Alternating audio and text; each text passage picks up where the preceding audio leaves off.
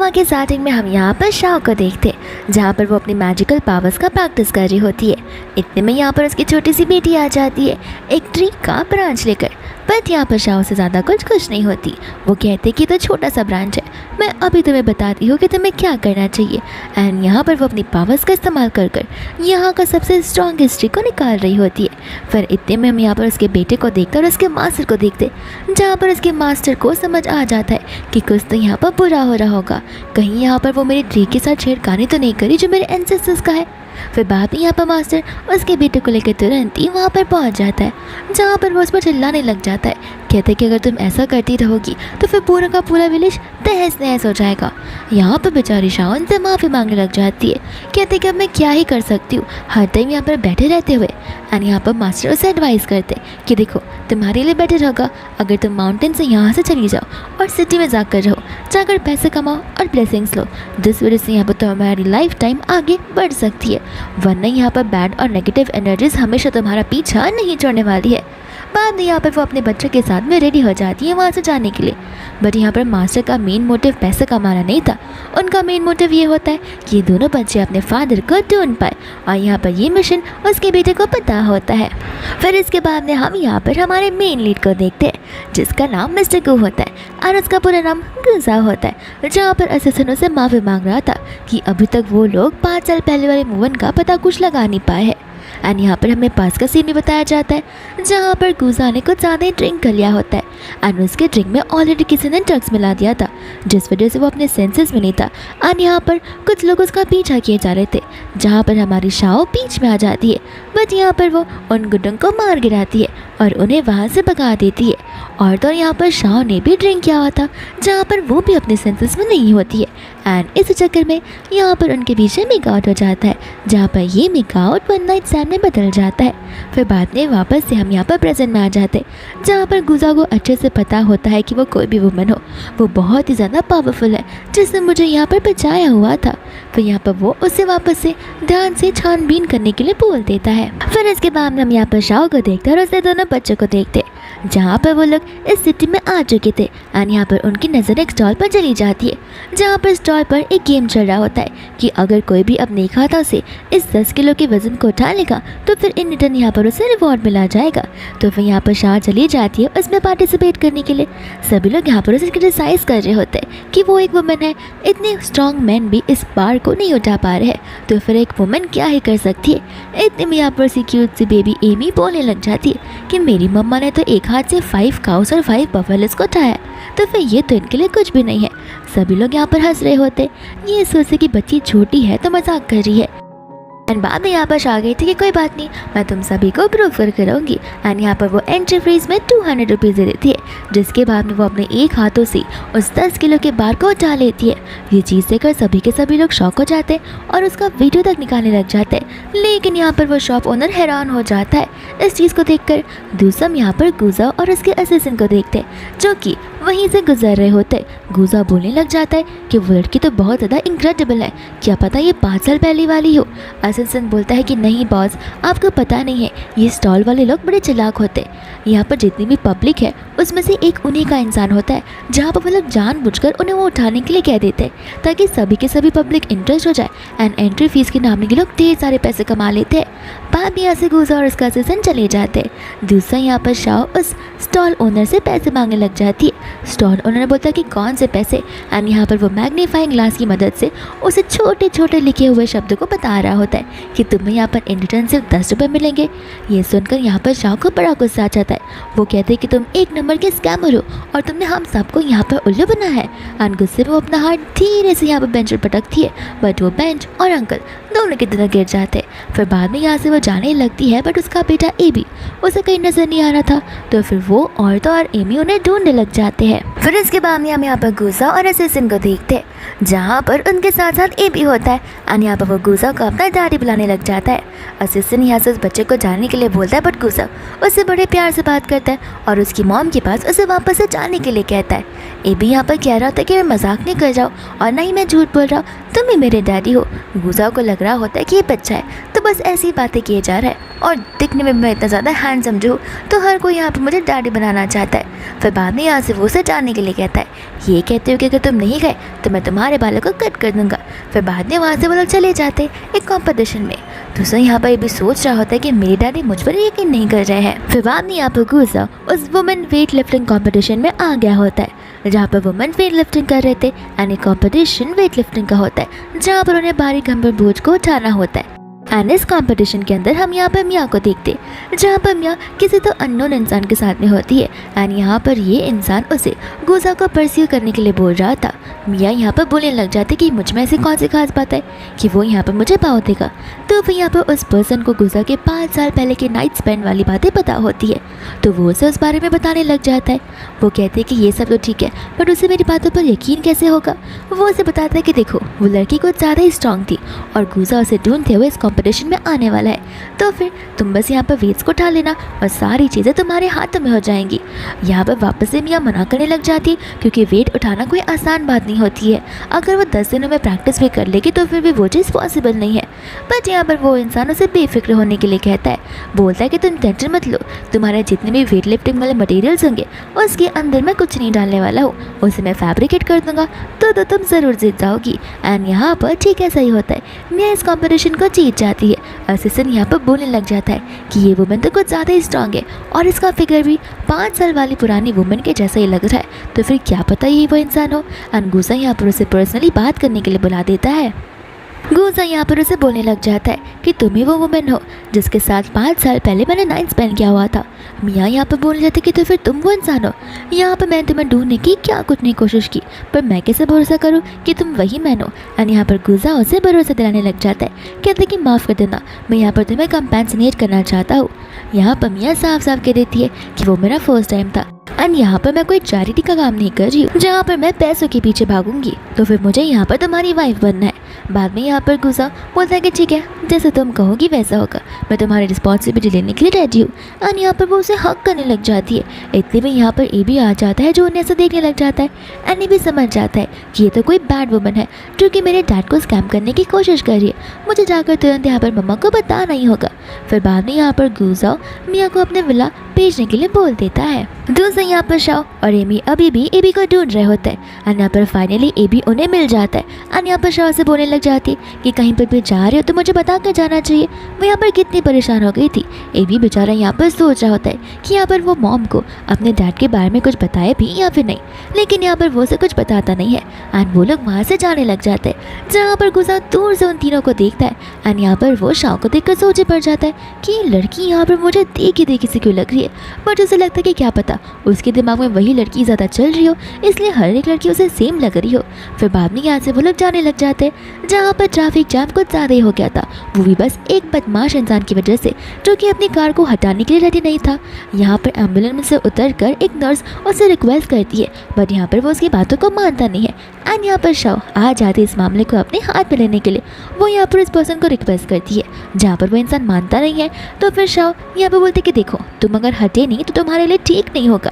वो इंसान कहते कि तुम मेरा क्या ही बिगाड़ पाओगी, एक तो तुम यहाँ पर मुर्गी की टांगों जैसी पतली हो, तुम मेरा क्या ही बिगाड़ सकती हो। एंड यहाँ पर शाओ की उंगलियों को तो पूरा मरहोरी देती है। बस इतना ही नहीं, यहाँ पर वो उसे घुमा घुमा कर एकदम दूर फेंक देती है। ये चीज़ देखकर तो यहाँ पर गुजा तक हैरान हो गया था। यहाँ पर नर्स बोलते कि ये तो ठीक है लेकिन अब उस इंसान के पास इस कार की चाबी थी, अब इस कार को हम कैसे हटाएंगे। शाओ कहते कि तुम टेंशन मत लो। एंड यहाँ पर वो अपने पावर्स का इस्तेमाल कर उस कार को भी दूर फेंक देती है। ये देखकर तो गुजा की आंखें फटी ही रह जाती है। फिर बाद में यहाँ पर तुरंत ही चला जाता है शाओ के पास में, कहता है कि मैं तुम्हें याद हूँ। शाओ कहते कि तुम कौन हो, मैं तो तुमसे पहली बार मिल रही हूँ। गुजा यहाँ पर उसे याद दिलाने की कोशिश करता है पर यहाँ पर शाओ को कुछ याद नहीं आता, तो वो वहाँ से जाने वाली थी। एंड यहाँ पर उसे पूछने लग जाता है कि आखिर तुमने इस कार को उठाया कैसे। शाह यहाँ पर शर्माते हुए बोलती है कि वो क्या है ना, मैं नेचुरली बहुत ज़्यादा ही स्ट्रांग हूँ। गुजा के मन में चल रहा होता है कि आखिर ये लड़की होगी भी या फिर नहीं, तो फिर इसलिए डाउट को सॉल्व करने के लिए यहाँ पर वो एक जॉब ऑफर देने लग जाता है कि काम करो तुम मेरी बॉडीगार्ड बन जाओ। सबसे पहले तो यहाँ पर शाह ना बोल देती है, पर जैसे यहाँ पर वो प्राइस को सुनती है वो तुरंत ही यहाँ पर उसे खुशी हाँ बोल देती है। गुजा का मिशन यही होता है कि वो शाह को अपने पास रखेगा और तो यहाँ पर वो टेस्ट करवाते जाएगा जिस वजह से उसे सच्चाई का पता चल जाए कि शाह वो लड़की थी या फिर मियाँ वो लड़की थी। फिर बाद में यहाँ से वो लोग जाने लग जाते जहाँ पर एमी और एबी आपस में बात कर रहे थे, जहाँ पर एबी एमी को सब कुछ बता देता है कि वो हमारे डैड है। एमी कहते कि तुम्हें कैसे पता, एंड यहाँ पर एबी उसे उसके मिशन के बारे में बताने लग जाता है एंड साथ साथ कहते हैं कि मॉम को ये बात मत बताना क्योंकि मुझे मेरे डैड बहुत ही बैड पर्सन लग रहे। मैंने उन्हें वेट लिफ्टिंग कॉम्पिटिशन में एक वुमन को हक करते हुए देखा था, तो मुझे लगता है कि वो अच्छे इंसान नहीं होंगे, इसलिए हमें मॉम को फिलहाल कुछ बताना नहीं चाहिए। बाद में यहाँ पर शाह ने लेकर वहाँ से जाने लग जाती है। फिर बाद में हम यहाँ पर गुजा को देखते जो आग पर वो अपने ऑफिस कैबिन में होता है एंड यहाँ पर असिस्टेंट पूछ रहा जाता है कि आपको तो यहाँ पर मैडम मियाँ मिल चुकी है, तो फिर आप अभी तक इन्वेस्टिगेशन क्यों कर रहे हो। गुजा कहते कि न जाने कि मुझे बहुत ही ज़्यादा हार्ड फीलिंग आ रही है कि मियाँ वो लड़की नहीं हो सकती है। बाद में यहाँ पर वो उसे शाह के बारे में इन्वेस्टिगेट करने के लिए बोल देता है, साथ साथ उसके बच्चों के बारे में भी क्योंकि वो लोग एग्जैक्ट 5-6 साल के ही होते हैं। फिर बाद में यहाँ पर इतने में शाह उस कंपनी में आ जाती है जहाँ पर वो एक स्टाफ को लड़की के वियर्डली फ़ोटोज़ निकालते हुए देख लेती है, तो फिर वो उसके फ़ोन को हाथों से छीन लेती है। वो यहाँ पर चिल्लाने लग जाता है, कहता है कि मैं ऐसा कुछ नहीं कर रहा हूँ। शाह बोलते कि झूठ बोलना बंद करो, मेरे पास प्रूफ है। एंड जैसे ही वो प्रूफ बताने वाली थी उसकी पावर इतनी ज़्यादा होती है कि उसने नॉर्मली फ़ोन को पकड़ा था बट वो फ़ोन चूरा चूरा हो जाता है। ये देखकर यहाँ पर वो स्टाफ गुस्से में आ जाता है, कहता है कि ये फ़ोन मैंने कितनी मुश्किल से ख़रीदा हुआ था। और यहाँ पर वो शाह को मारने के लिए आगे बढ़ा था, जहाँ पर शाह से हल्के से धक्का देती है और वो घूमते हुए यहाँ पर दीवार से टकरा जाता है। बाद में यहाँ पर असिस्टेंट और गुजा इन सारी चीज़ों को देख रहे होते। असिस्टेंट कहता है कि फाइनली वो इंसान पकड़ा ही गया जो कि ये सारी हरकतें कर रहा था।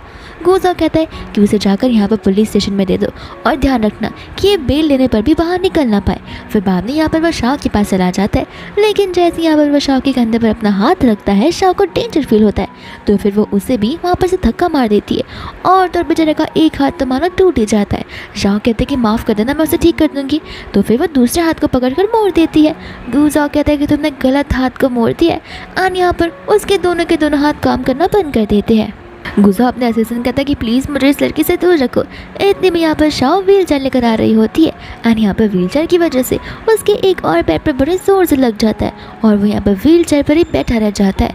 एंड यहाँ पर वो उसे लेकर एम्बुलेंस की ओर जा रही होती है, जहाँ पर गुजा से कहता है कि तुम मुझसे दूर रहो, मुझे हॉस्पिटल की ज़रूरत फिर नहीं पड़ेगी। फिर बाद में यहाँ पर हमारा गुजा हॉस्पिटल में होता है, जहाँ पर उसके पूरे की पूरी बॉडी में प्लास्टर बंधा हुआ था। शाह कहते कि माफ़ कर देना, बट मैं यहाँ पर तुम्हें तुरंत ही ठीक करूँगी, पर यहाँ पर गुजा डर के मारे उससे अपने पास आने भी नहीं दे रहा था।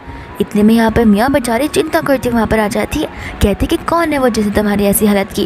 और बेचारी शाह कहते कि माफ़ कर देना, मेरी वजह से ये सब कुछ हो रहा है। मियाँ कहते कि तुम कौन हो, एंड गुजा बताता है कि वो मेरी बॉडीगार्ड है। मियाँ को यहाँ पर शाह को देखकर इनसिक्योर फील होने लग जाता है। गुजा कहता है कि देखो वो मेरी बॉडीगार्ड है एंड मैं उसे निकालने वाला बिल्कुल नहीं हूँ। एंड रही बात तुम दोनों की, तो तुम दोनों लगता है कि स्ट्रॉन्ग पर्सन हो, तो फिर क्यों ना यहाँ पर तुम दोनों के बीच में कंपटीशन हो जाए। यहाँ पर मियाँ जो है घबरा रही होती है, पर उसे पता होता है कि कंपटीशन हो या ना हो, अगर कंपटीशन हुई भी तो फिर वो बाद में रिजल्ट्स को फैब्रिकेट कर देगी। शाह यहाँ पर कंपटीशन करने के लिए मना करने लग जाती है, कहते कि मैंने तो तुम्हें बस टच किया था, उससे तुम्हारा पूरा का पूरा बॉडी फ्रैक्चर हो गया, तो फिर ना जाने यहाँ पर तुम्हारे फ्रेंड के साथ में क्या कुछ नहीं हो जाएगा। गुजा कहता है कि ठीक है, नहीं पार्टिसिपेट करना तो मत करो, लेकिन जीतने वालों को यहाँ पर 1 मिलियन मिलने वाले हैं। ये सुनते ही यहाँ पर शाह रेडी हो जाती है एंड यहाँ पर गुजा असिस्टेंट से कहकर एक वेट लिफ्टिंग कॉम्पिटिशन को वापस से ऑर्गेनाइज करने के लिए कहता है, जहाँ पर सभी के सभी प्रोफेशनल जजेस रहेंगे एंड इस कॉम्पिटिशन की यहाँ पर शुरुआत हो जाती है। बाद में यहाँ पर जितने भी प्रोफेशनल जजेस होते हैं उन सबके एक एक प्लेयर यहाँ पर इस चीज़ में पार्टिसिपेट करने वाले थे एंड यहाँ पर वो सभी लोग मैन होते हैं एंड सभी लोग यहाँ पर अपने प्लेयर की तारीफ कर रहे होते हैं। एंड यहाँ पर गुजा की तरफ से 2 प्लेयर थी जो कि वुमेन थी, एक थी मियाँ और एक थी शाह। बाद में यहाँ पर इस कॉम्पिटिशन की शुरुआत हो जाती है, जहाँ पर होस्ट बताने लग जाती है कि इस कॉम्पिटिशन के 3 राउंड होंगे और जो भी 2 राउंड जीत जाएगा वो इस कॉम्पिटिशन का विजेता होगा और उसे 1 मिलियन एज ए रिवॉर्ड मिलेंगे। फिर बाद में यहाँ पर मेन से शुरुआत होती है, जहाँ पर तीनों में से कोई भी इस वेट लिफ्टिंग में इतने वेट को उठा पाता ही नहीं है। एंड बाद में यहाँ पर बारी आ जाती है मियाँ की, जहाँ पर उसके वेट वाली चीज़ को एक्सचेंज कर दिया जाता है एंड बाद में यहाँ पर वो बड़ी आसानी से उसे उठा लेती है। बट यहाँ पर वो सोच रही होती है कि यहाँ पर थर्माकोल लगाने के बाद भी इतना थोड़ा हैवी क्यों लग रहा है, एंड यहाँ पर वो उस चीज़ को 10 सेकंड तक उठा पाती है। फिर बाद में यहाँ पर बारी आ जाती है शाओ की, जहाँ पर सभी लोग शाओ को अनप्रोफेशनल मांग रहे थे क्योंकि उसका ड्रेसिंग सेंस एकदम गाँव वालों के जैसा था। और वो लोग सोच रहे होते कि ये लड़की तो लगता है यहाँ पर टाइम पास करने के लिए आई है। गुजा यहाँ पर उन सभी जजेस को बोलने लग जाता है कि प्लीज़ आप सभी लोग ऐसी बातें ना करिए, वो मेरी बॉडीगार्ड है एंड मैं उस पर इतना ट्रस्ट तो रखता ही हूँ। मियाँ यहाँ पर शाओ से कहने लग जाती है क्यों क्यों अब उठाकर दिखाओ, उस दिन तो बड़े टींगे मार रही थी। एंड यहाँ पर शाओ मियाँ को देखते हुए अपने बस एक ही हाथों से उसे उठा लेती है एंड वो मियाँ से भी ज़्यादा टाइम तक उसे पकड़ कर रखती है। ये चीज़ देखकर यहाँ पर सभी के सभी लोग हैरान हो जाते हैं कि हमने अपनी एंटायर लाइफ में किसी मैन को दोनों हाथों से इतना वेट उठाते हुए नहीं देखा, बट इस लड़की ने एक ही हाथों से इस वेट को उठा दिया। मियाँ बोलने लग जाते कि ज़रूर यहाँ पर इसने कुछ तो माल प्रैक्टिस की होगी। जाओ यहाँ पर बोलने लग जाता है कि तुम्हें ऐसा क्यों लग रहा है। तो फिर यहाँ पर शाह सभी से कहते हैं कि अगर किसी को भी इस चीज़ पर शक जा रहा है तो फिर वो लोग स्टेज पर आकर इस चीज़ को चेक कर सकते हैं। बाद में यहाँ पर एक जज आकर चेक करता है एंड उसका वेट 200 kg होता है। बाद में यहाँ पर शाह उसे उठाते हुए पूरी तरीके से घुमाने लग जाती है, जिस वजह से यहाँ पर जोर जोर से हवाएं चलने लगती है एंड इस वजह से एक जज का तो यहाँ पर नकली बार तक उड़ जाता है जो कि असल में टकली होता है एंड ये चीज़ देखकर सभी लोग हंसने लग जाते हैं। फिर फाइनली यहाँ पर शाह फर्स्ट राउंड की विजेता बन जाती है, जहाँ पर मियाँ को अपनी हार माननी ही पड़ती है। फिर इसके बाद में यहाँ पर सेकेंड राउंड शुरू हो जाता है, जहाँ पर उन्हें चिकन लेग फाइट करनी होती है, जो कि उन्हें एक पैर पर खड़े होकर अपनी नीज से अपना अपोनेंट के साथ में मैच करना होता है एंड जो भी यहाँ पर गिर जाएगा वो हार जाएगा एंड जो भी यहाँ पर अपने एक नीज पर बना रहेगा वो जीत जाएगा। फिर बाद में यहाँ पर शाह के डर से तो वो तीनों के तीनों मैन वहाँ से भाग जाते हैं एंड यहाँ पर शाह पर जाती है मियाँ के पीछे, जहाँ पर मियाँ उसे फाइट करने के बदले उसे भाग रही होती है क्योंकि उसे पता है कि वो उसे जीत नहीं पाएगी। एंड यहाँ पर जीजा को जो है शक होना शुरू हो जाता है। फिर बाद में यहाँ पर कंपटीशन में एक ब्रेक आ जाता है, जहाँ पर गुजा चला जाता है मियाँ से पूछने के लिए कि तुम यहाँ पर भाग क्यों रही थी। मियाँ बोलने लग जाते कि वो एक्चुअली मेरी तबीयत ठीक नहीं है ना, बस इस वजह से। गुजा कहते कि कहीं तुम झूठ तो नहीं बोल रही हो ना, शुरुआत से लगता तुम मुझे झूठ बोलती आई हो। मियाँ कहते कि आखिर मैं तुमसे झूठ क्यों ही बोलूँगी, मैं कौन से गोल्ड लेकर हूँ जहाँ पर मैंने तुम्हें तुमसे पैसे मांग दिए। गुजा बोलने लग जाते थे कि ठीक है, इसका मतलब ये है कि तुम यहाँ पर शाह के साथ में फाइट कर सकती हो एंड यहाँ पर मियाँ उसे कुछ रिस्पॉन्स नहीं कर रही होती है। दूसरा यहाँ पर गुजा शाह के पास चला जाता है उसे 5 साल पहले वाली बात पूछने के लिए, और वो उसे अपने दिमाग पर जोर डालते हुए उसके बारे में पूछ रहा होता है, बट यहाँ पर शाह को अभी भी कुछ याद होता ही नहीं है। मियाँ यहाँ पर बोलने लग जाते कि देखा, मैंने तुमसे कहा ना कि मैं झूठ नहीं बोल रही हूँ, 5 साल पहले मैंने ही तुम्हें बचाया था। बट यहाँ पर वो पेट दर्द का बहाना करने लग जाती है और शाह को अपने साथ हेल्प करने के लिए ले चलती है एंड जाते वक्त यहाँ पर वो दोनों के दोनों रेसलर्स को इशारे कर जाती है एंड जैसे यहाँ पर वो लोग रेस्टोरेंट के बाहर होते वो दोनों रेसलर्स वहाँ पर आ जाते तो शाह को बोलने लग जाते कि तुम्हारी वजह से आज हमें कितना ह्यूमिलेशन फील करना पड़ रहा है, अब हम तुम्हें बता दें कि हमारी ताकत क्या है। शाह यहाँ पर उन रेसलर से बिल्कुल नहीं डरती है एंड यहाँ पर तो वो उनके साथ जमकर फाइट करती है, जहाँ पर वो रेसलर्स को बहुत रिग्रेट हो रहा होता है। इतने में यहाँ पर गुस्सा होकर उसे फाइट करता हुआ देख लेता है, जहाँ पर असिस्टेंट उसके पीछे पीछे भागता हुआ आता है एंड कहता है कि आपका शक सही निकला, मियाँ यहाँ पर आपसे झूठ बोलती आई है। और तो यहाँ पर वो उसे बताने लग जाता है कि उसने कोई वेट को नहीं उठाया एंड इतने में यहाँ पर गुस्सा खुश होते हुए शाह के पास चला जाता है और उसे हक करने लगता है। शाह कहते हैं कि तुम मुझे हक क्यों कर रहे हो, तुम्हें तो मुझे यहाँ पर बोनस देना चाहिए। एंड यहाँ पर गुस्सा उसे यहाँ पर अनलिमिटेड कार्ड वाला देने लग जाता है, कहता है कि तुम्हें जितने खर्चे चाहिए तुम कर सकती हो। शाह यहाँ पर उसके फेस को टच कर देखने लग जाती है कि तुम्हारे फेस पर कहीं दाग तो नहीं है, इसका मतलब ये है कि तुम्हें कुछ लगा वगा नहीं है। गुजा कहते कि हाँ, मेरी कहीं टकरार नहीं हुई है। शाह कहते कि तो फिर यहाँ पर तुम्हारा ब्रेन ठीक से वर्क तो कर रहा है ना, क्योंकि तुम कुछ भी बोले जा रहे हो, तुमने मुझे अनलिमिटेड वाला कार्ड दिया है। एंड यहाँ पर मियाँ बीच में आ जाती है, जहाँ पर वो शाह को गुजा को टच करने से मना करने लग जाती है। शाह यहाँ पर मियाँ से माफ़ी मांगती, कहते कि मेरा मतलब वो नहीं था। बाद में यहाँ पर गुजा मियाँ से बोलने लग जाता है कि आखिर तुम कब तक झूठ बोलती रहोगी। मियाँ कहते कि मैंने कोई झूठ नहीं बोला है। एंड यहाँ पर बाद में असिस्टेंट उसे वो वीडियो दिखाने लग जाता है, जिसमें यहाँ पर उसने जितने भी डंबल्स होते हैं उसे एक्सचेंज कर लिया होता है एक नॉर्मल थर्माकोल से। यहाँ पर वो बोलने लगती कि क्या पता ये वीडियो फेक हो। गुजा कहता है कि झूठ बोलना बंद करो, हमने उन दोनों इंसान से सब कुछ पता लगा लिया है और उन्होंने सारी सच्चाई बोल दी है। बाद में यहाँ पर मियाँ माफ़ी मांगने लग जाती है, कहते कि मैंने अपनी पावर्स खो दी है और मैं डर से गई थी, लेकिन मैं तुम्हें सच कह रही हूँ कि 5 साल पहले वाली वुमन कोई और नहीं बल्कि मैं हूँ। गुजा बोलता है कि वो तो हमें अभी पता चल जाएगा। एंड इतने में यहाँ पर असिस्टेंट को उस होटल का CCTV फुटेज आ गया होता है, तो फिर सभी के सभी ध्यान से उस फुटेज को देख रहे थे। लेकिन इतने में यहाँ पर शाह छींक देती है। इस छींक की वजह से यहाँ पर गुजा के नाक में से तो खून आ जाता है और वो वहीं पर गिर जाता है। असिस्टेंट यहाँ पर गुजा को CPR दे रहा था जिसका कुछ फ़ायदा नहीं था, तो शाह यहाँ पर असिस्टेंट को बात जताती है और खुद ब खुद यहाँ पर वो उसे CPR देती है। लेकिन एक बार यहाँ पर प्रेशर डालती है, गुजा उठता तो है लेकिन वापस से यहाँ पर वो बेहोश हो जाता है। फिर बाद में हम यहाँ पर किसी को तो देखते हैं जो कि उन्हें देख रहा होता है एंड यहाँ पर वो इंसान उन्हें कंटिन्यूसली उन पर निगरानी रख रहा था एंड यहाँ पर वो इंसान शाह को भी जानता है, जहाँ पर वो शाह की मॉम को तक जानता है एंड यहाँ पर वो मन में कह रहा होता है कि शाह के साथ भी ठीक वैसे ही होगा जैसे कि उसकी मॉम के साथ हुआ था। फिर इसके बाद में यहाँ पर गुजा होता है घर पर, जहाँ पर उसकी आंखों के सामने मियाँ उसे उठाने की कोशिश कर रही थी एंड फाइनली यहाँ पर वो होश में आ जाता है, जहाँ पर वो मियाँ को और तोशा को उन दोनों को उससे दूर रहने के लिए कहता है एंड तुरंत ही यहाँ पर वो अपने असिस्टेंट से उस CCTV का फुटेज मांगने लग जाता है, जहाँ पर जैसे ही वो इस फुटेज को देखता है यहाँ पर हम मियाँ की शक्ल देखते और वो इसलिए क्योंकि यहाँ पर मियाँ एक एडिटर के पास गई होती है एंड यहाँ पर उसने उस एडिटर की मदद से उस वीडियो को बदल दिया होता है। अब तो यहाँ पर मियाँ को भी पता है कि वो लड़की शाह थी, बट अब एडिट करने के बाद सभी को लगेगा कि मियाँ ही वही लड़की है। फिर बाद में यहाँ पर शाह टाइम को देखकर चली जाती है एबी और एमी को पिक करने के लिए। दोस्तों यहाँ पर असिस्टेंट उसे हक करने लग जाता है, कहता है कि प्लीज़ मिस्टर गुजा आप मेरी बात को समझने की कोशिश करिए, यहाँ पर आपको अपनी लाइफ में शाह को नहीं रखना चाहिए, अगर वो रही तो हर एक दिन आपकी हर एक हड्डियाँ टूटती रह जाएगी और इस साल तक तो आपकी हड्डियाँ बचेंगी भी नहीं। बाद में यहाँ पर गुजा उसे उठने के लिए कहता है एंड यहाँ पर वो उसे हेवनली डॉक्टर का पता करने के लिए कहता है। यहाँ पर मियाँ को उनकी बातें कुछ समझ नहीं आ रही थी, तो फिर वो उनसे पूछने लग जाती है, जहाँ पर गुजा बताता है कि हाँ हम यहाँ पर बहुत समय से हेवनली डॉक्टर को ढूंढने की कोशिश कर रहे जो कि यहाँ पर माउंटेन्स में रहते हैं एंड वही वो इंसान है जो कि मेरी ग्रैंडमा को क्योर कर सकते। एंड मियाँ के मन में यहाँ पर न्यू प्लानिंग प्लॉटिंग शुरू हो जाती है, जहाँ पर नेक्स्ट डे वो एक हेवनली फेक डॉक्टर को लेकर आती है। गुजा उसे देखकर मन में सोचा होता है कि ये इंसान मुझे इतना फेक क्यों लग रहा है एंड इतने में हम यहाँ पर शाह को देखते हैं जो कि गुजा से माफ़ी मांगने के लिए फ्लावर का बुके लेकर आई होती है। साथ साथ वो एबी को भी लेकर आई थी ताकि एबी को देखकर उसका दिल पिघल जाए। बाद में यहाँ पर वो जाकर उसे फ्लावर्स देने लग जाती है, जहाँ पर मियाँ को जल्दी से फील होती है। वो कहते हैं कि तुम गुजा को फ्लावर्स नहीं दे सकती हो। शाह कहती कि क्यों, तुम क्या उसकी वाइफ हो? मैं तो यहाँ पर उनसे माफ़ी मांगने के लिए आई हूँ।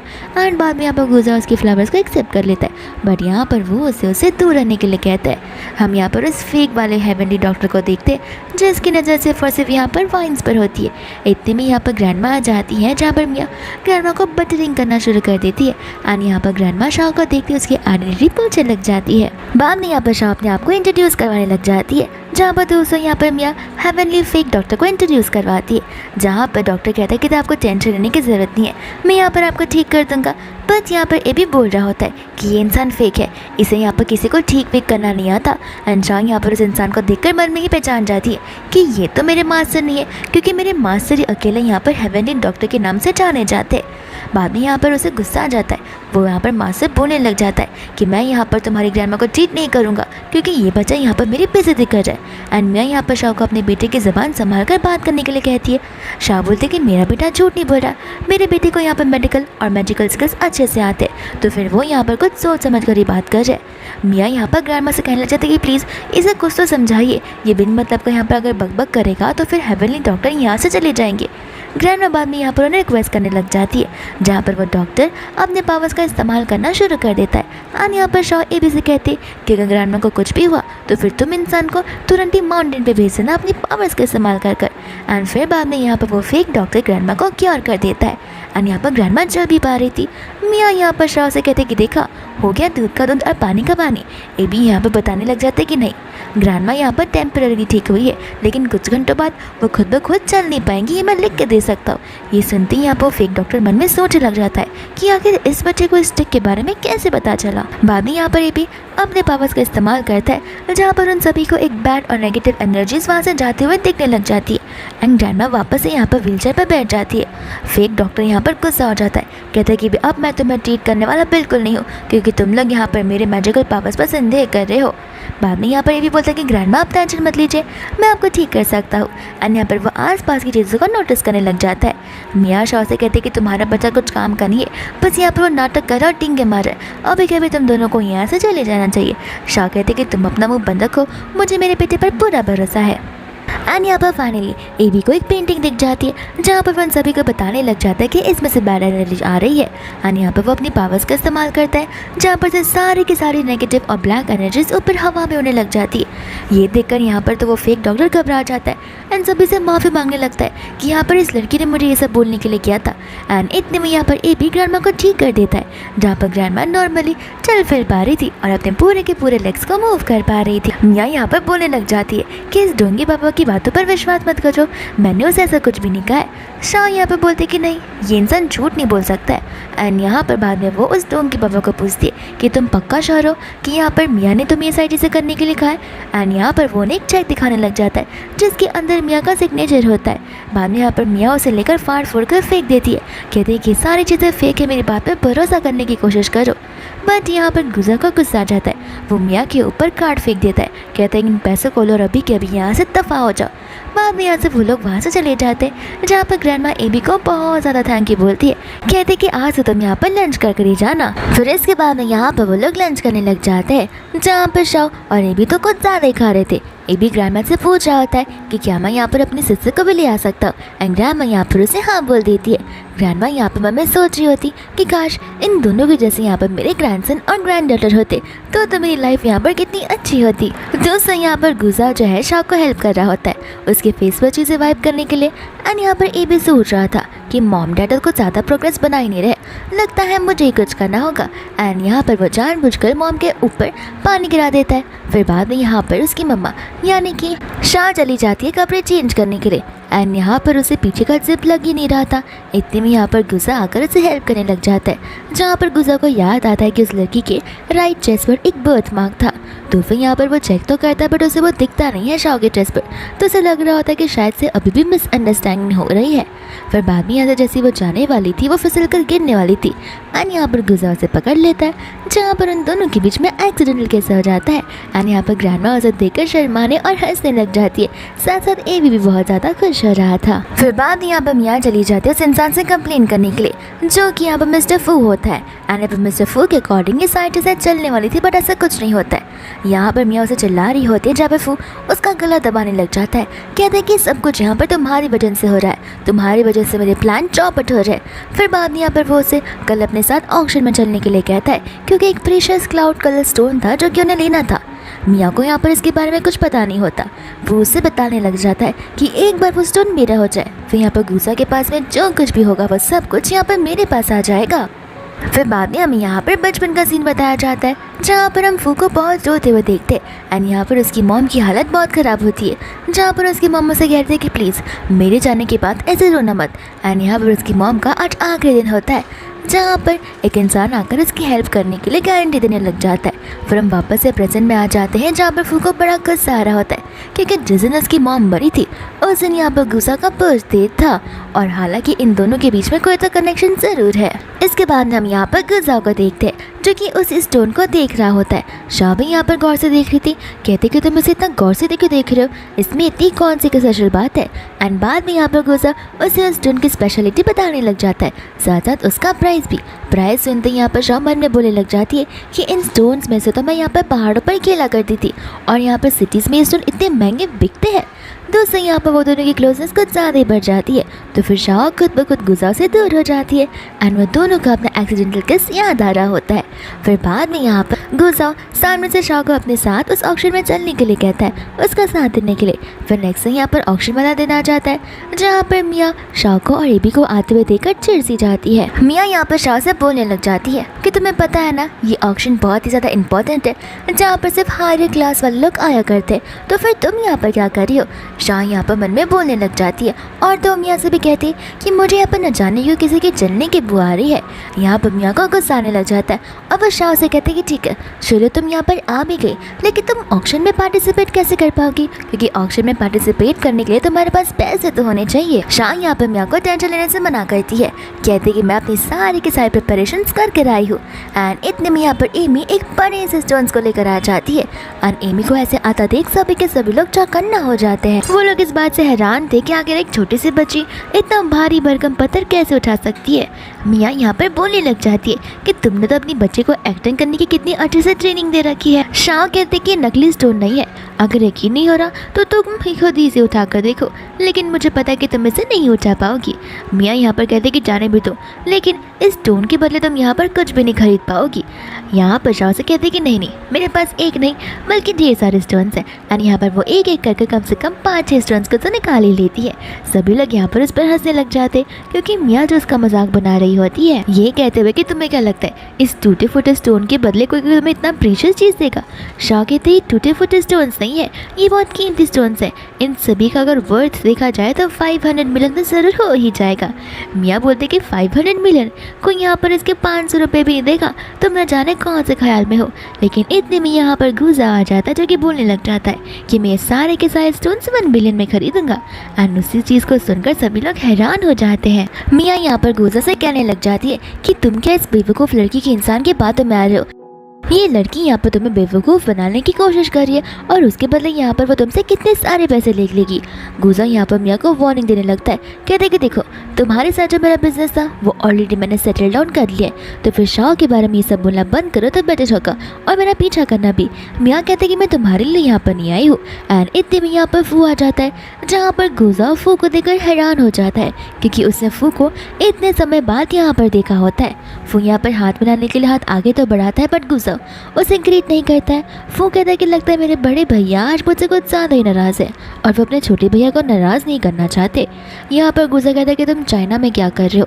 फू कहता है कि मैं कुछ भी करूँ, मैं तो यहाँ पर अपना बिजनेस सेटअप करने के लिए हूँ, लेकिन लगता है कि तुम यहाँ पर मुझे पुलिस के हवाले करने आए हो, तो फिर क्यों ना तुम मुझे अरेस्ट ही कर लो। शाह कहते कि ठीक है तुम कुछ ज़्यादा ही इच्छा कर रहे हो, तो फिर मैं यहाँ पर तुम्हारी इच्छा को पूरी कर दूंगी। एंड यहाँ पर वो रोब से उसके हाथों को बांधने लग जाती है, जहाँ पर वो गूजा से कहता है कि तुम इस वुमन को अपने कंट्रोल में रखो, न जाने कितना बड़बड़ा रही है और बुरी बुरी चीज़ें कर रही है। दूसरा यहाँ पर ए भी अपनी मम्मा से बोलने लग जाता है कि प्लीज़ आप इस इंसान के ज़्यादा करीब मत आइए, क्योंकि इन इंसान में से वही एनर्जी आ रही है जो कि ग्रैंडमा के साथ आ रही थी और वो उस पेंटिंग में भी थी। यहाँ पर गूजा को पता होता है कि ग्रैंडमा के पैर के ख़राब होने के पीछे यहाँ पर फू का ही हाथ होगा, लेकिन बस उनके पास कोई एविडेंस नहीं होता। फिर इतने में यहाँ पर होस्ट ऑक्शन की शुरुआत करने लग जाती है, तो फिर वो लोग यहाँ पर जाकर बैठने लग जाते हैं, जहाँ पर मियाँ फू को बेफिक्र होकर कहने के लिए बोलती है क्योंकि यहाँ पर उन स्टोन की मदद से वो लोग कुछ खरीद नहीं पाएंगे और वो क्लाउड स्टोन उन्हीं का होगा। बाद में यहाँ पर ऑक्शन में सारे के सारे शाह के स्टोन्स होते हैं, जहाँ पर वो लोग बैटिंग लगाना शुरू कर देते। बट यहाँ पर मियाँ और तरफू इसमें दखलंदाजी करने लगते, कहते कि ये तो बाहर से स्टोन ही लग रहा है, आखिर हम कैसे भरोसा कर पाएंगे कि इन स्टोन्स के अंदर कौन से जेमस्टोन्स छुपे हुए हैं। शाह कहते कि टेंशन मत लो, मैं अभी जाकर तुम्हें बताने लग जाती हूँ। फिर बाद में यहाँ पर स्टेज पर चली जाती है, जहाँ पर मियाँ और फू को तो पूरा भरोसा होता है कि वो एक नॉर्मल स्टोन निकलेगा, उसके अंदर से जेमस्टोन निकलना तो पॉसिबल ही नहीं है। एंड बाद में यहाँ पर शाह सबसे पहले वाले स्टोन को तोड़ देती है, जिसके अंदर से ग्रीन आर्मर प्रीशियस वाला बन निकलता है, जिसे देखकर सभी लोग हैरान से हो जाते हैं और यहाँ पर सभी लोग बेटिंग लगाना शुरू कर देते। बट यहाँ पर फू और मियाँ बोलने लग जाते कि एक में से स्टोन निकल गया, इसका मतलब ये थोड़ी ना है कि सभी के सभी के स्टोन होगा। एंड यहाँ पर शाह एक एक करके सभी के सभी स्टोन्स को तोड़ने लग जाती है, जहाँ पर उन सभी में से अलग अलग जेम्स निकल आ रहे थे। एंड सभी क्यूरियोसिटी यहाँ पर बड़े वाले स्टोन को देखकर हो जाती है, जहाँ पर शाह अपनी पावर्स का इस्तेमाल करते हुए उसे भी तोड़ देती है। एंड सभी लोग यहाँ पर बोलने लग जाते हैं कि हमें फ़र्क नहीं पड़ता कि आप इसे कितने प्राइस में बेच रहे हो, हम यहाँ पर इस सारे के सारे जेम्सटोन को 1 बिलियन में भी खरीदने के लिए देती है। और यहाँ पर शाह बहुत ही ज़्यादा खुश हो जाती है। फिर बाद में यहाँ पर वो गूजा के बाजू में जाकर बैठ जाती है, जिसके बाद में यहाँ पर वो क्लाउड स्टोन आ ही जाता है। एंड यहाँ पर मिस्टर गूजा और तरफू के बीच में बैटिंग लगना शुरू हो जाती है, जहाँ पर बेचारे फू के पास तो 2 बिलियन से ज़्यादा थे भी नहीं। एंड गूजा यहाँ पर सीधा 10 बिलियन बोल देता है, जहाँ पर वो चीज़ गूजा के हाथों में हो जाती है। बट इतने में यहाँ पर फू जाकर उसे चलाने वाला था, बट यहाँ पर शाह जाकर उस स्टोन को अपने हाथों में पकड़ लेती है। एंड यहाँ पर मियाँ अपने हाथों में पकड़ लेती है एबी को और वो उसी गले पर चाकू भी रख देती है। यहाँ पर फू शाह को वार्निंग देने लगता है कि वो स्टोन अभी के अभी मुझे दे दो, वरना तुम्हारा बेटा आज मारा जाएगा। तो फिर यहाँ पर शाह उसे स्टोन देने लग जाती है, लेकिन जैसे ही वो स्टोन लेता है वो उसे वापस ले लेती है। एंड इनके बीच में ये गेम तो शुरू ही हो जाता है, जहाँ पर वो उसे स्टोन दे रही थी और दे भी नहीं रही थी। वो स्टोन को पकड़ने की कोशिश कर रहा था, बट स्टोन यहाँ पर उसके हाथों में आ ही नहीं रहा था। यहाँ पर फू को गुस्सा आ जाता है। वो कहता है कि मजाक करना बंद करो वरना यहाँ पर मैं तुम्हें नहीं छोड़ूंगा। एंड यहाँ पर शाओ गुजाओ का इशारा करती है जहाँ पर गुजाओ एबी को बचा लेता है। फिर बाद में यहाँ से फू तो तुरंत ही अपने जैकेट में से चाकू निकाल लेता है एंड कहता है कि मैं तुम्हें छोड़ने वाला बिल्कुल नहीं हूँ। एंड यहाँ पर वो गुजाओ के ऊपर वार करने वाला था, लेकिन हमारा गुजाओ कुछ काम नहीं है। उसे यहाँ पर बड़े अच्छे से मार्शल आर्ट्स आते हैं तो वह तुरंत ही यहाँ पर उसे ढेर कर देता है, जहाँ पर फू तो डर के मारे वहाँ से भाग भी जाता है। मिया भी यहाँ से भागने वाली थी बट एमी उसे बड़े स्ट्रांगली वहाँ पर पकड़ी हुई थी। गुजाओ उसे बोलने लग जाता है कि मैं तुम्हें बार बार माफ़ कर रहा था क्योंकि मैंने उस दिन गलती से तुम्हारे साथ नाइट स्पेंड कर ली थी, लेकिन अब बहुत हो चुका है। मैंने तुम्हारी कंपनी में जितने भी इन्वेस्टमेंट्स किए थे वो सारे के सारे इन्वेस्टमेंट्स मैं वापस कर रहा हूँ। यहाँ पर वो उसे माफ़ी मांगने लगती है, कहती कि मैंने ये सब कुछ जानबूझकर नहीं किया। मुझे यहाँ पर फू ने ब्लैकमेल किया था कि अगर मैंने ऐसा नहीं किया तो फिर वो मेरी लाइफ को डिस्ट्रॉय कर देगा। गुजा कहते कि जो भी रीज़न हो बट मुझे यहाँ पर तुम पर भरोसा बिल्कुल नहीं है। और यहाँ पर वो अपने असिस्टेंट को ऑर्डर भी दे देता है। फिर उसके बाद में यहाँ पर मिया कहीं से तो जा रही होती है एंड इतने में यहाँ पर फू आकर उसे पकड़ लेता है। साथ साथ यहाँ पर वो उसके अंदर कुछ डालने लग जाता है, कहने लग जाता है कि अब तुम्हारी पावर्स डबल हो जाएंगी।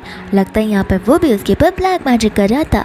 दोस्त हम यहाँ पर गुजा को देखते हैं जो कि शॉ को सोते हुए देख रहा था एंड यहाँ पर वो उसे देख ही जा रहा था। फिर वो उसे चिल्ला कर उठाने लग जाता है, कहता है कि तुम मेरी बॉडीगार्ड हो लेकिन तुम पूरा दिन यहाँ पर आराम करती रहती हो, तुम्हारे तो कुछ काम ही नहीं है। लगता है मुझे यहाँ पर तुम्हारी सैलरी डिडक्ट करनी होगी। यहाँ पर वो लोग सैलरी को लेकर लड़ रहे होते कि इतने में यहाँ पर वो आ जाता है कुछ एग्रीमेंट्स को लेकर एंड यहाँ पर गुजा उस एग्रीमेंट्स को देखकर शॉक हो जाता है। शॉ यहाँ पर पूछने लग जाते कि तुम इतने डर क्यों रहे हो और एक सिग्नेचर किसका है। गुजा यहाँ पर बताने लग जाता है कि ग्रैंडमा का सिग्नेचर है एंड इस पर लिखा गया है कि ग्रैंडमा यहाँ पर अपनी सारे के सारे शेयर्स प्रॉपर्टी और कंपनी फू के नाम पर करा रही है। यहाँ पर फू कहने लग जाता है कि हाँ अब तो तुम दोनों को यहाँ से जाना ही होगा, जहाँ पर फू बहुत ज़्यादा ही ईगो में आ जाता है। शॉ कहती क्या पता ये सब कुछ फेक हो तो। और यहाँ पर गुजा उसे अच्छे से रेक्टिफाई करने लग जाता है, कहता है कि टेंशन मत लो, मैं यहाँ पर जाकर ग्रैंडमा से सब कुछ पूछ लूँगा। वो यहाँ से जाने वाला था कि इतनी में यहाँ पर वो बोलता है कि रुको, इतना जल्दी जाने की ज़रूरत नहीं है, एक वीडियो देख लो ग्रैंडमा का जहाँ पर ग्रैंडमा ने खुद ब खुद ये सारी चीज़ों को कन्फेस किया हुआ है। पर बाद में यहाँ पर वो उसे उस वीडियो को बताने लग जाता है जहाँ पर गुजा को अभी भी कुछ यकीन नहीं हो रहा था। फिर वो ध्यान से उस सिग्नेचर को देखता है तो समझ जाता है कि ये तो फेक है। यहाँ पर वो जो है सारे सामान को फेंक रहा होता है, लेकिन जैसे यहाँ पर शाह उसे रोकने लगती है वो यहाँ पर खुद ब खुद नीचे गिर जाता है। शाह कहती है कि तुम्हें समझ आ रहा है ना कि तुम मुझसे कितने ज़्यादा वीक हो, तो फिर मुझसे पंगा लेने की कोशिश मत करो। फू कहता है कि ठीक है, तुम दोनों को मेरी बातों का यकीन नहीं है ना, ठीक है, मैं अभी के अभी यहाँ पर ग्रैंडमा को वीडियो कॉल लगाता हूँ। और यहाँ पर वो वीडियो कॉल पर ग्रैंडमा को पूछने लग जाता है जहाँ पर ग्रैंडमा उसे बस हाँ ही बोलती है, लेकिन जैसे ही यहाँ पर गुजा कुछ ग्रैंडमा को पूछता है कॉल यहाँ पर कट हो जाता है। शाह बोलती है कि तुम फू की बातें में आओ मत, वो बहुत ही ज़्यादा बेवकूफ़ इंसान है, उसे अच्छे से झूठ बोलने आता भी नहीं है। ये वीडियो कॉल एक AI generated fake video call है और इसलिए ग्रैंडमा ने यहाँ पर तुम्हारे सवालों का जवाब दिया ही नहीं और कॉल नॉर्मली अपने आप टाइम ड्यूरेशन के अकॉर्डिंग कट हो गया। वो यहाँ पर बोलता है कि ठीक है, नहीं भरोसा है तो जाने दो। इतने में यहाँ पर मिया आ जाती है अपने डैड के साथ में एंड यहाँ पर मिया के डैड कोई और नहीं बल्कि यहाँ पर चाइना के सबसे रिचेस्ट इंसान मिस्टर सू होते, जहाँ पर मिया कह रही होती कि डैड मुझे इस कंपनी को ख़रीदना है मेरे फू के लिए, जो कि मैं करना चाहती हूँ। एंड यहाँ पर उसके डैड बोलते कि तुम टेंशन मत लो, तुम्हें जो कुछ चाहिए मैं सारी चीज़ें तुम्हें दिलवा कर जाऊँगा ही। यहाँ पर गुस्सा बोलने लग जाता है कि तुम्हें यहाँ पर तुम्हारे डैड मिले कैसे, आई मीन यहाँ पर मिस्टर सू की तो कभी कोई बेटी थी ही नहीं। एंड बाद में यहाँ पर मिस्टर सू बताने लग जाते कि उनकी एक बेटी थी जो कि बहुत पहले खो चुकी थी एंड फाइनली उन्होंने उसे ढूंढ लिया जो कि यहाँ पर मिया है। गुजा यहाँ पर अंकल को वार्निंग देने लगता है, कहते कि क्या पता ये साइड से एक फेक हो क्योंकि इस वुमन ने मुझे पहले भी चीट कर दिया है, अलग अलग प्रूफ को दिखाकर जो कि फेक थे, तो फिर आपको भी चौकन्ना न रहना चाहिए। अंकल कहते कि ऐसा हो ही नहीं सकता है, मेरी बेटी की चेस्ट पे एक बर्थ मार्क है तो फिर उस बर्थ मार्क से मैं उसे पहचान सकता हूँ। शाह यहाँ पर मन में कह रही होती है कि वो बर्थ मार्क तो मेरे ऊपर भी है, तो फिर ये चीज़ें बड़ी नॉर्मल हो जानी चाहिए। गुजा कहता है कि बर्थ मार्क के बेसिस पर आप यहाँ पर कुछ जज नहीं कर सकते, क्यों ना आप एक बार पैटर्निटी टेस्ट करवा कर देख लो और क्या पता यहाँ पर आपको रिजल्ट कुछ और ही निकले। मियाँ यहाँ पर डैड से कह रही होती कि नहीं, हमें पैटर्निटी टेस्ट करवाने की ज़रूरत नहीं है, आपको तो मुझ पर भरोसा है ना कि मैं आप ही की बेटी हूँ। यहाँ पर मिस्टर सुमन में सोच रहे होते हैं कि आखिर डीएनए टेस्ट करवाने से लड़की इतना ज़्यादा डर क्यों रही है। एंड गुजा कह रहा है तो शायद क्या पता दाल में कुछ तो काला हो। गुजा बाद में एग्रीमेंट्स को दिखाने लग जाता है, ये कहते हुए कि मियाँ के अगेंस्ट मेरे पास ढेर सारे प्रूफ है। एंड मैं यहाँ पर घबराने लग जाती है कि अगर उसके नकली डैड के सामने उसकी पोल खुल गई तो फिर यहाँ पर वो इतने बड़े से बड़े प्रॉपर्टी की मालकिन नहीं बन पाएगी। मियाँ बोलते कि इसकी बातों को मत सुनो, ये जानबूझकर मुझ पर इल्ज़ाम लगाने की कोशिश कर रहा है। मिस्टर सू कहती है कोई बात नहीं, हम फिलहाल घर जाते हैं, हमें ढेर सारी चीज़ें भी तो करनी है। एंड वो लोग वहाँ से चले जाते हैं, जहाँ पर शाह गुजा से पूछे कि तुम्हें लगता है कि वो सचमुच यहाँ पर मिस्टर सू की बेटी होगी। गुजा कहता है कि बिल्कुल भी नहीं, वो एक नंबर की झूठी इंसान है। दूसरे यहाँ पर मियाँ गुस्से में चली जाते हैं फू के पास में, कहते कि ये दोनों हमारे प्लान के बीच में बार बार आए जा रहे, आखिर हम सारी चीज़ों को एक्वायर और कैप्चर कैसे करेंगे। फू कहता है कि तुम टेंशन मत लो, मेरे यहाँ पर बहुत ज़्यादा ही अच्छा मटेरियल मिल चुका है, जिससे यहाँ पर सारे की सारी चीज़ें हमारे हवाले हो जाने वाली है। फिर बाद में हमें यहाँ पर कुछ समय का सीन बताया जाता है, जहाँ पर फू अपने मासे के पास गया होता है एंड यहाँ पर वो मासे से रिक्वेस्ट कर रहा था ताकि वो अपने बड़े भाई की सारी चीज़ों को एक्वायर कर पाए। एंड यहाँ पर बस के मास्टर उसे ट्विन मटेरियल देते, जो कि ट्विन यानी कि डिट्टो एक दूसरे के जैसा दिखता है। तो फिर वो मटेरियल जाकर उसे उसके घर में लगा देना होगा, जिसकी वजह से यहाँ पर उसे घर में वापस से नेगेटिविटी छाने लग जाएगी। फिर बाद में यहाँ पर वो लोग घर चले जाते, जहाँ पर ग्रैंड माँ फू को देख के नाराज़ हो जाती है। मियाँ यहाँ पर आसपास की चीज़ों को देखने लग जाती है, जहाँ पर ग्रैंड माँ उसे कोई भी चीज़ को छूने से मना कर देती है, क्योंकि यहाँ पर ग्रैंड माँ को उन दोनों पर ऑलरेडी शक था। फू कहने लगता कि आप टेंशन मत लो, मैं यहाँ पर आपको पीस दिलाने के लिए आया हूँ। इतने में यहाँ पर हम देखते हैं गुजा को और तोरशा को, जहाँ पर उन्हें पता चल गया होता है कि घर पर यहाँ पर फू और तोर भी एक साथ आए हुए हैं। तो फिर वो लोग तुरंत ही वहाँ से निकल पड़ते। इतने में यहाँ पर शाह कॉल कर एबी को तुरंत अपनी पावर्स का इस्तेमाल करते हुए घर पहुँचने के लिए कहती है, ताकि वो तब तक उस सिचुएशन को हैंडल कर पाए। एंड बाद में यहाँ पर जैसे वो लोग घर पर पहुँचते हैं, एबी यहाँ पर उन्हें बता देता है कि इन दोनों ने यहाँ पर ट्विन नील का पावर्स यूज़ करने का इस्तेमाल किया है। एंड बाद में यहाँ पर शाह उस नील के पास में जाकर उसे उठाने वाली थी कि इतने में यहाँ पर मियाँ आकर उसे रोकने लग जाती है। शाह को समझ नहीं आ रहा था कि आखिर मियाँ के पास में इतनी सारी पावर्स कैसे आ गई है। मियाँ यहाँ पर एक ब्रूमस्टिक लेकर उसे पैर पर मारने वाली थी, लेकिन यहाँ पर शाह तो उसके साथ गेम ही खेलने लग जाती है। बट जैसे यहाँ पर मियाँ अपनी मैजिकल पावर्स का इस्तेमाल करती है, शाह की पावर्स अचानक से गायब हो जाती है। एंड मियाँ की पावर्स को देखकर अच्छे से समझ आ रहा था कि उसकी पावर्स जो है वो ब्लैक मैजिक से भरी हुई है। दूसरे यहाँ पर बोलने लग जाता है कि देखना अब गुजा, यहाँ पर तुम्हारी कंपनी मेरे नाम पर होकर रहेगी। यहाँ पर गुजा को बहुत टेंशन आ जाता है। दूसरे यहाँ पर न जाने क्यों मियाँ के फेस पर ढेर सारे बैड इवल एनर्जीज आने लग जाते। एंड ये सब कुछ यहाँ पर उसकी ब्लैक मैजिक पावर की वजह से ही हो रहा होता है। एंड उसके पूरे के पूरे फेस पर मॉन्स्टर जैसा शक्ल बाहर आने लग जाता है, जहाँ पर गुस्से में आकर वो उसे धक्का मार देता है।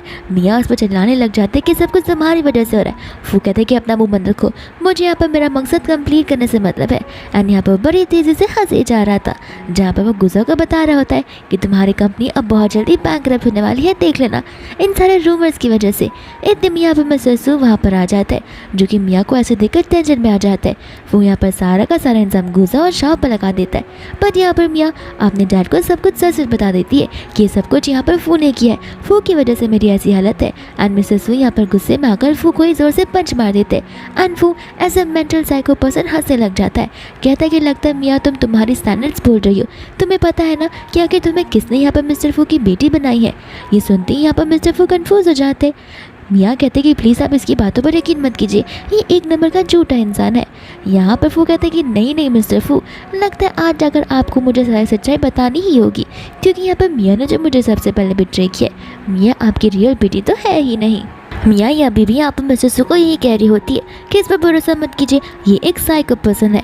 फिर इतने में यहाँ पर वो लोग न्यूज़ को देखने लग जाते, जहाँ पर गुजा की कंपनी का प्रॉफिट बढ़ती जा रहा था। एंड यहाँ पर अब गुजा हंस रहा था। फू को यहाँ पर बोलने लग जाता है कि तुम्हें क्या लगता है एक छोटे से रूमर्स की वजह से मेरी कंपनी यहाँ पर लॉस में जा सकती है? तो ऐसा होने वाला बिल्कुल नहीं है। एंड यहाँ पर अगर कोई जेल में जाएगा तो वो तुम हो। बाद में यहाँ पर वो उसे बताने लग जाता है कि तुम इस एग्रीमेंट को देख रहे हो, इसके अंदर सारा का सारा प्रूफ है कि यहाँ पर मेरे डैड की मौत तुम्हारी वजह से हुई थी। फू कहता है कि ज़रा बताना तो। एंड यहाँ पर गुजा उसे उस फोटो को बताने लग जाता है, जहाँ पर फू ने उनकी कार में कुछ तो चेंजेस किए थे, इस वजह से उसके डैड का कार एक्सीडेंट हो गया था।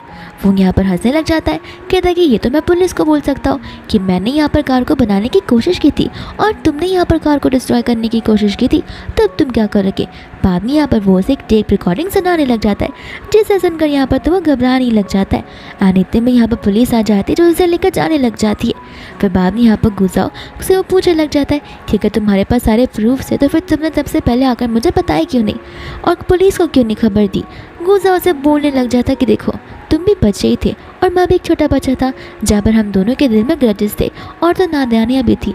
इस वजह से मैं यहाँ पर तुम्हें एक चांस देने वाला था, लेकिन तुम यहाँ पर बदलने वाले बिल्कुल नहीं हो और तुम खुद ब खुद एक मॉन्स्टर्स हो। और बाद में यहाँ से पुलिस उसे लेकर चली जाती है। फिर बाद में यहाँ पर गुजा मिस्टर सू से कह रहा होता है कि मियाँ आपकी बेटी नहीं है।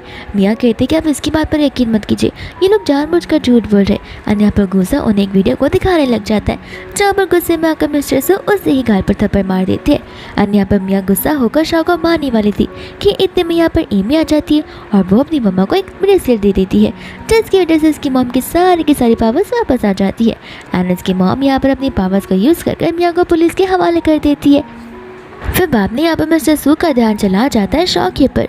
वो बोलने लग जाते हैं कि तुम्हारे पास वैसी ही पावर्स है जितनी पावर्स यहाँ पर मेरी वाइफ के पास नहीं हुआ करती थी, आखिर तुम्हारा राज क्या है। यहाँ पर शॉ कहते कि देखो अब मुझे अपनी बेटी मत बुलाने लग जाना। एंड बाद में यहाँ पर मिस्टर सू उसके गले में एक पेंडेंट को नोटिस करते जहाँ पर वो खुद ब खुद एक और पेंडेंट को बाहर निकालते। एंड यहाँ पर वो उसे गले मिलने लग जाती है कहते हुए कि तुम ही मेरी बेटी हो। एंड यहाँ पर गुजा कहते कि हाँ शाह ये आपकी रियल बेटी है, अगर आपको डीएनए टेस्ट करवाना है तो आप करवा सकते हो, जो कि मैंने ऑलरेडी करवा दिया है और वो डीएनए रिजल्ट्स अपने रास्ते पर ही होंगे। यहाँ पर अंकल बहुत ज़्यादा खुश हो जाते हैं अपने ग्रैंडसन और ग्रैंड डॉटर को देखकर। दोस्तों यहाँ पर शाह होती है जो कि गुजा को उसके पूरे नाम से बुलाती है एंड कहते हैं कि अब से मैं यहाँ पर तुम्हारी बॉडीगार्ड वाली जॉब नहीं करने वाली हूँ, वो क्या है ना मेरे पास पैसों की कमी नहीं है। फिर बाद में यहाँ पर गुजा तो नाराज़ हो ही जाता है एंड वो लोग यहाँ से जाने लग जाते हैं जहाँ पर गुजा जो है एबी से कह रहा होता है कि तुम्हारी हार्डवर्क की वजह से आज तुम्हारी मम्मा इस मुकाम तक पहुँची है। फिर यहाँ पर वो अपने ऑफिस में होता है जहाँ पर वो बड़ा नाराज़ बैठा हुआ था एंड असिस्टेंट को सारी बातें पता थी। वो कहता है कि देखिए यहाँ पर बैठ कर कुछ मतलब नहीं है, आपको जाकर यहाँ पर मैडम से बात करनी चाहिए और बात को थोड़ी आगे बढ़ानी चाहिए, तब जाकर यहाँ पर कुछ हो सकता है। फिर इसके बाद में हम यहाँ पर मिस्टर सू का एक नया रूप देखते जहाँ पर वो अपनी वाइफ के यानी कि मरी हुई वाइफ के फोटो फ्रेम से बात कर रहे होते और तो यहाँ पर वो एकदम विलन जैसे बात कर रहे थे। ये कहते कि अब देखना तुम्हारी डॉटर का भी वही होगा जो हाल यहाँ पर मैंने तुम्हारा किया था, काश अगर तुम उस बिल्डिंग से ना गिरी होती तो फिर यहाँ पर तुम्हारी पावर्स फिलहाल मेरे साथ होती। दोस्तों यहाँ पर एबी और एमी को हम साथ में देखते जहाँ पर एबी एमी से यही कह रहा होता है कि ना जाने कि मुझे यहाँ पर ग्रैंडपा से थोड़ी सी वियर्ड वाइब आती है, ऐसा लगता है कि वो बहुत नेगेटिव और ईविल पर्सन है। एंड रही बात इस पूरे घर की तो ऐसा लगे जैसे हमारी पावर्स के साथ में कुछ तो छेड़छाड़ हो रही है। इतने में यहाँ पर वो लोग अपने ग्रैंडपा को ये सारी बातें करते हुए सुन लेते एंड उनकी वजह से यहाँ पर एक वासिजा गिरने वाला था। तो फिर मिस्टर सू भी उन्हें देखकर उनका पीछा करने लगते, पर यहाँ पर एबी अपने पावर्स का इस्तेमाल कर उन्हें वापस सच बना देता है और एमी को लेकर वहाँ से भागकर कहीं पर झाड़ियों में छुप सा जाता है जहाँ पर वो दोनों के दोनों डरे हुए थे मिस्टर सू से एंड कैसे भी करके यहाँ पर उन्हें उनकी मॉम को सारी बातें बतानी थी। दोस्तों यहाँ पर शाह सो रही होती है जहाँ पर आकर बेचारा गुजाओ से डिस्टर्ब कर देता है। इतने में यहाँ पर शाह को उसके डैड का कॉल आ जाता है जहाँ पर उसके डैड उसे कह रहे होते कि मैंने अपनी ग्रैंडसन और ग्रैंड डॉटर को किडनैप कर लिया, तो फिर अगर बचाना होगा उन्हें तो तुरंत यहाँ पर आ जाना। एबी और एमी कैसे तो कर वहाँ से भाग रहे होते एंड यहाँ पर मिस्टर सू उन्हें ढूंढ रहे होते। इतने में यहाँ पर गुजा और शाह उन्हें ढूंढते हुए आ जाते जहाँ पर वो दोनों के दोनों सही सलामत होते। बट इतने में यहाँ पर मिस्टर सू आ जाते जहाँ पर शाह अपनी पावर्स का इस्तेमाल करती है, लेकिन मिस्टर सू पर उसकी पावर्स का कुछ तो इफेक्ट होता ही नहीं है एंड यहाँ पर वो उनके आगे बढ़ ही जाता। लेकिन इतने में हम यहाँ पर एक न्यू कैरेक्टर को देखते हैं जिसका नाम संजय होता है एंड यहाँ पर संजय अपनी पावर्स का इस्तेमाल कर मिस्टर सू के ऊपर वार करने लग जाता है। पर मिस्टर सू के पास भी यहाँ पर पावर्स होती है जहाँ पर वो खुद ब खुद यहाँ से गायब हो जाता है। यहाँ पर शाह संजय को देखती है उसके पास जाकर उसे हक करने लग जाती है। ये देखते ही यहाँ पर बेचारा गुजा को बड़ा बुरा लगने लग जाता है और वो सोचा था कि आखिर इन चारों का रिलेशन क्या है। फिर बाद में यहाँ पर वो लोग घर पर बैठकर आपस से बात कर रहे होते जहाँ पर संजय शाह को बता रहा होता है कि मिस्टर सू यहाँ पर तुम्हारी पावर्स को अपनाना चाहते, जिस तरीके से यहाँ पर उन्होंने तुम्हारी मॉम को पावर्स की अपनाने की कोशिश की एंड जैसे जैसे तुम्हारी मॉम ने उन्हें डिनाई कर दिया उन्होंने उस चीज़ को एक सुसाइड में बदल दिया। दोस्तों यहाँ पर हम देखते हैं गुजा को जो कि उनके लिए ब्लैक टी प्रिपेयर कर रहा होता है एंड यहाँ पर वो संजय की टी में चिली के सारे सीड्स डाल देता है। यहाँ पर वो शाह को अपने हाथों से दूसरा टी देता है बट शाह वो चिली वाले टी को लेकर बोलने लग जाती है कि इसमें सीड्स है तो फिर ये टेस्टी होगा। यहाँ पर गुजा बोलता है कि ये तुम्हारे लिए नहीं है, ये स्पेशली मैंने यहाँ पर संजय के लिए बनाया हुआ है। संजय कहते कि नहीं स्पेशलिटी से तुम ही पियो एंड यहाँ पर शाह वो चिली वाला टी दे देती है गुजा को, जहाँ पर जैसे वो गुजा पीता है उसका मुंह पूरा का पूरा जलने लग जाता है। इतने में यहाँ पर असिस्टेंट आ जाता है डीएनए रिपोर्ट्स को लेकर और रिपोर्ट्स यहाँ पर नेगेटिव होते हैं, यानी कि एमी और एबी जो है यहाँ पर गुजा के बेटा बेटी है ही नहीं। गुजा कहते हैं कि ऐसे कैसे पॉसिबल है। असिस्टेंट को यहाँ पर हॉस्पिटल वाला टाइम याद आता है जहाँ पर उसकी टकरार एक पेशेंट से हो गई थी एंड उसे लग रहा था कि क्या पता यहाँ पर सैम्पल्स की अदला बदली हो गई हो, बट यहाँ पर वो उसे इस बारे में कुछ भी बताता नहीं है। ये सोचते हैं कि उसका बॉस उसके ऊपर गुस्सा करने लग जाएगा। फिर बाद में यहाँ पर नेक्स्ट डे वो लोग ऑफिस में होते हैं जहाँ पर गुस्सा बार बार शाह को डिस्टर्ब किया जा रहा था एंड यहाँ पर बार बार वो उसे कॉफ़ी मांगे जा रहा था, लेकिन न जाने कि यहाँ पर शाह एकदम प्रॉपरली उसके काम को निभाया जा रही थी। ऐसा लगता है कि जैसे गुजा ने कुछ तो मैजिक का इस्तेमाल किया हो। इतने में यहाँ पर सुंजय उससे मिलने के लिए आ जाता है और इस चीज़ को देखकर गुजा को बड़ा जेलस फील होने लगता है।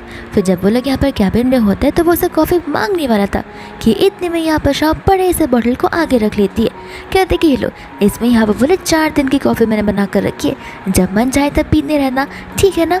गुजा कहते कि लेकिन अगर ये ठंडी पड़ गई तो। शाह को यहाँ पर गुस्सा आ जाता है। वो कहते कि टेंशन मत लो, ये एक थर्मस है, इसमें टाइम तक चीज़ें गर्म ही रहेंगी और अगर ठंडी पीने की इच्छा हुई तो 5 मिनट के बाहर निकाल कर रख देना, वो अपने आप कोल्ड कॉफ़ी बन जाएगी। फिर बाद में हम यहाँ पर गुजा को मिरर में देखते हुए देखते जहाँ पर वो कह रहा था कि मैं तो कितना ज़्यादा हैंडसम लग रहा हूँ, एकदम गुजा की तरह। फिर बाद में यहाँ पर वो गुजा मिस्टर सू से मिलने के चला जाता है, जिसे देखकर हमें साफ साफ समझ आ रहा था कि दाल में कुछ तो काला है। कहीं यहाँ पर मिस्टर सू ने गुजा पर तो ब्लैक मैजिक ना कर दिया। फिर हमें यहाँ पर एक सीन दिखाया जाता है जहाँ पर शाह होती है संजय के साथ में एंड इन दोनों के साथ यहाँ पर रियल वाला गुजा होता है। संजय यहाँ पर उन्हें प्रूफ कर रहा था कि जो कैबिन में बैठा हुआ है वो रियल वाला गुजा बिल्कुल नहीं है, वो भी एक मिरर की मदद से। और यहाँ पर उन्हें पता चल जाता है कि एक क्लाउन है जो कि यहाँ पर शाह के डैड मिस्टर सू ने बनाया हुआ है। लेकिन यहाँ पर भी एक ट्विस्ट आता है। फिलहाल यहाँ पर मिस्टर सू से जो मिलने के लिए आया है वो कोई और नहीं बल्कि रियल गुजा ही होता है। एंड हमें यहाँ पर कुछ समय का सीन बताया जाता है जहाँ पर उन तीनों ने मिलकर इस क्लाउन वाले गुजा को ठिकाने लगा दिया था एंड वो लोगों ने यहाँ पर रियल गुजा को एज अ फेक गुजा बनाकर वहाँ पर भेज दिया होता है ताकि यहाँ पर गुजा आगे की प्लानिंग को पता कर पाए और उसके अकॉर्डिंग वो तीनों यहाँ पर एक्शंस ले पाए। बट यहाँ पर मिस्टर सू को ऑलरेडी उस गुजा पर शक होने लग जाता है जहाँ पर वो गुजा पर पावर्स इस्तेमाल करना शुरू कर देते हैं एंड यहाँ पर शाह को समझ आता है कि गुजा डेंजर में है। तो फिर यहाँ पर वो गुजा को बचाने के लिए आ जाती है जहाँ पर गुजा के मुँह से अचानक से खून निकलना शुरू हो जाता है।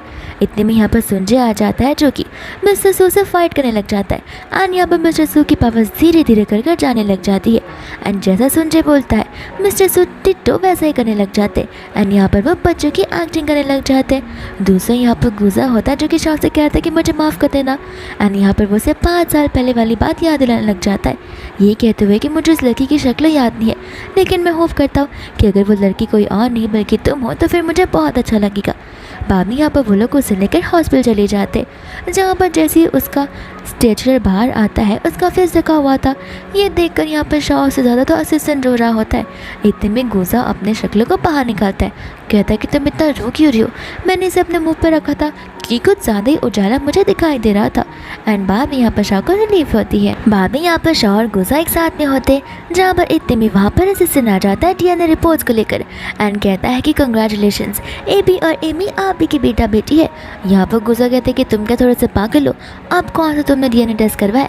एंड यहाँ पर असिस्टेंट अपनी गलती के बारे में बताने लग जाता है जहाँ पर शाह कहते हैं कि माफ़ कर देना, मुझे अभी भी उस दिन के बारे में अच्छे से याद नहीं है क्योंकि मैंने कुछ ज़्यादा ड्रिंक कर लिया था, लेकिन तुम टेंशन मत लो, मुझे बहुत जल्दी याद आ जाएगा। फिर इसके बाद में यहाँ पर गुजा और तो और शाह एक साथ में आइसक्रीम खा रहे होते जहाँ पर शाह तो भाग ही जाती है आइसक्रीम खाने के बाद। गुजा उसके कप को देखकर सोचने पड़ जाता है कि इसने इतनी सारी आइसक्रीम खाई फिर भी इसकी आइसक्रीम में से रिंग बाहर नहीं आई। एंड जैसे यहाँ पर वो उस आइसक्रीम का बाइट लेता है वो रिंग यहाँ पर उसके मुंह में आ जाती है। फिर बाद में यहाँ पर वो चला जाता है सिर्फ प्रपोज करने के लिए जहाँ पर वो शाह को पीछे का पैकेट करने के लिए कहता है। इतने में यहाँ पर डिलीवरी पर्सन उसे सिग्नेचर लेने के लिए आ जाता है जहाँ पर जब वो सिग्नेचर कर रहा होता तब यहाँ पर शाह एज अ मैन एक बड़ी सी रिंग को बाहर निकालती है एंड नील डाउन करते हुए यहाँ पर गुजा को प्रपोज करने लग जाती है। ऐसा लग रहा था कि जैसे दोनों के रोल स्विच हो गए हो। यहाँ पर गुजा वुमन बन चुका था एंड शाह यहाँ पर मैन बन चुकी थी। गुजा भी यहाँ पर नील डाउन करते हुए से बड़े खुशी खुशी हाँ बोलने लग जाता है एंड यहाँ पर शाह उसे बड़ी सी रिंग को पहनाने लग जाती है जो कि यहाँ पर उसके पूरे हाथ तक आ जाता है।